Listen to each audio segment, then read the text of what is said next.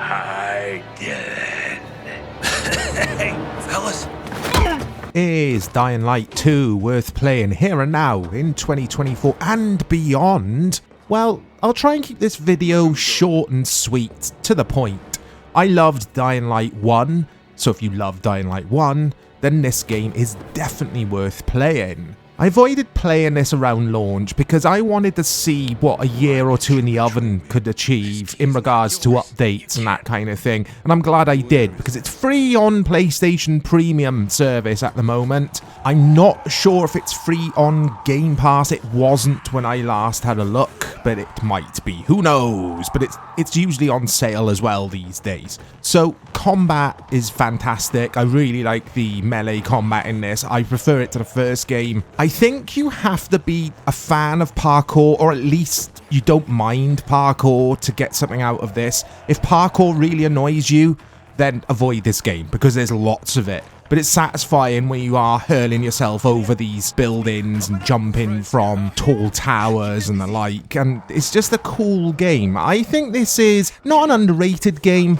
but it's one of those 8 out of 10 games that is worth starting and worth finishing. I can't wait to see where the story takes me. I'm actually enjoying this far more than I thought I would, because the reviews initially did put me off from the reception that the game was getting. I mean, sure, people weren't saying it was bad, they were just saying it's just middling and it gets pretty tedious pretty quickly. I don't think that's the case. So the footage you can see is what I captured on the PS5, and I've been having fun with this. I will say, I think this game will be a lot more fun playing co-op. The first Dying Light, which I'm a huge fan of, was so much fun playing with a friend. And also, I don't find this game, the sequel, as creepy as the first game, especially at night time, but that's just personal preference. The story in this so far is pretty good. I was expecting it to be bad for some reason, and I'm enjoying it. And I'm enjoying the characters in here as well. And it must be said, I like playing as this Aiden dude, the protagonist. I remember there being people saying, oh, we got to bring back, was it Kyle Crane, I think his name was in the first game? I like Aiden, and he does make a good protagonist in this game.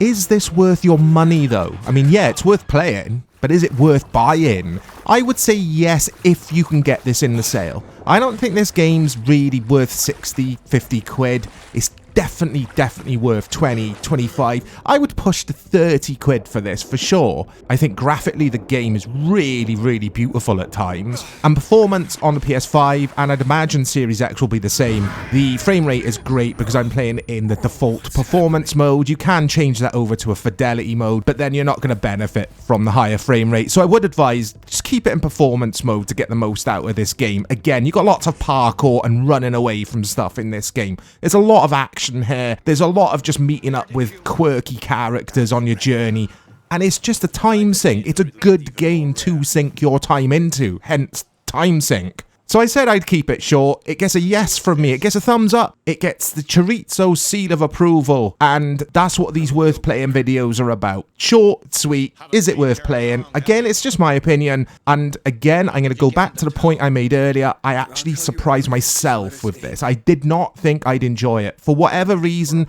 people were like so downbeat on this game. Or some people were. Dying Light was brilliant, but that was a long time ago now. Do I prefer this to Dying Light 1? Probably not, but I've only spent a few hours in here.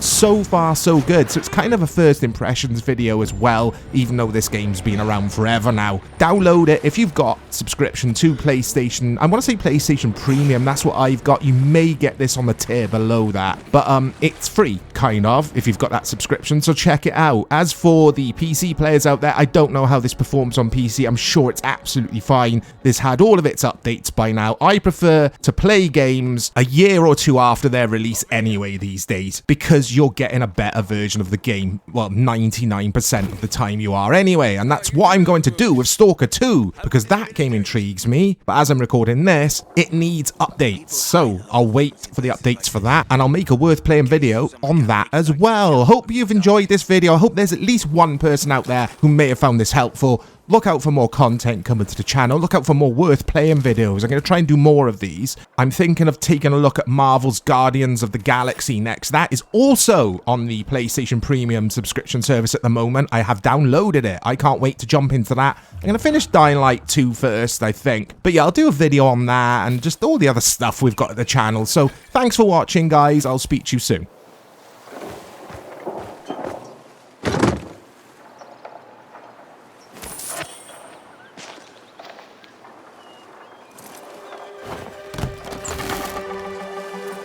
What's that?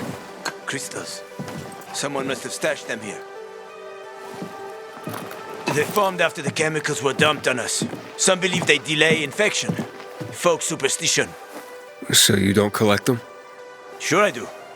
Superstitious people pay a fortune for them. And I am always happy to take someone's cash. There's one specific chest I'm after. Come on, let me show you.